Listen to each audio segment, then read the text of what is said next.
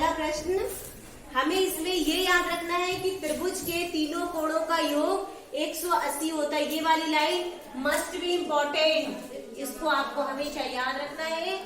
त्रिभुज के तीनों कोणों का योग 180 होता है, मतलब ये तीनों कोणों का योग 180। हम इन तीनों को जोड़ेंगे, x + 50 + 60 बराबर 180।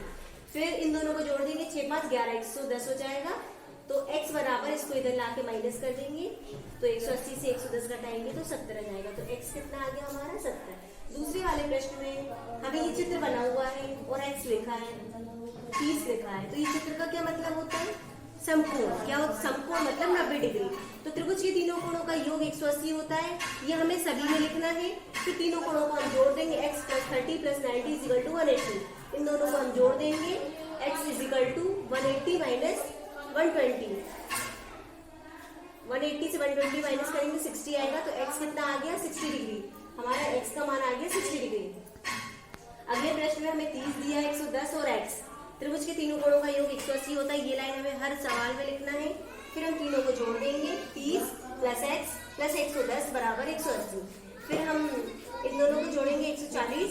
फिर इक्वल टू के इधर लाएंगे, तो 180 से 140 को घटाएंगे तो 40 आएगा। x बराबर 40। ये हमारा आंसर है। बाकी के 3 प्रश्न आप कर लीजिए। 6.3 का सेकंड क्वेश्चन है, जिसमें हमें ये चित्र दिया है। इसमें 50, x, y और 120। हमें x और y के मान ज्ञात करना है। हमें हमेशा एक देता था जिसे ज्ञात करना है, यहाँ हमें 2 ज्ञात करना है। तो हमें इसमें 2 लॉजिक ढूंढने पड़ेंगे। किसी भी एक रेखा पे बने 2 कोण, एक ये वाला और एक ये वाला, दोनों कोणों का योग जो है वो 180 होता है। इसको बोलते हैं रेखिक युग्म कोण। रेखिक युग्म कोण 180 डिग्री का होता है, मतलब y और 120 मिलके 180 होंगे। 120 को हम इक्वल टू किधर लाएंगे, माइनस करेंगे तो y आ जाएगा 60। अब हमें ये 60 पता चल गया, ये पता चल गया और ये निकालना है। तो त्रिभुज के तीनों अंतः कोणों का योग 180 डिग्री होता है।